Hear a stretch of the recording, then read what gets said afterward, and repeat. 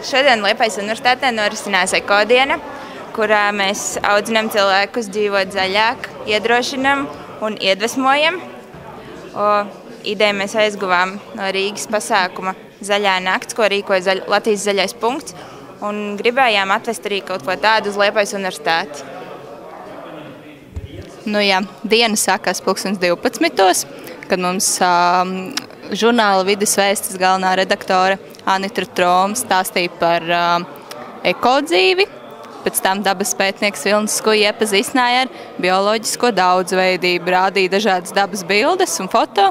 Un šobrīd mēs esam aktīvajā dienas daļā, kad aizmugurē var redzēt, ir veloblenders, kur cilvēki var paši pagatavot veselīgu kokteili.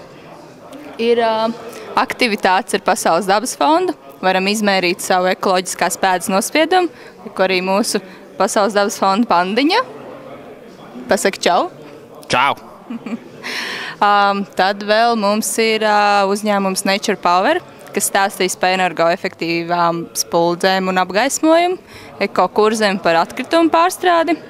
Un biedrība Radividi pats piedāvā interesantu spēli, man liekas, planētas glābēji vai kaut kas tam līdzīgs.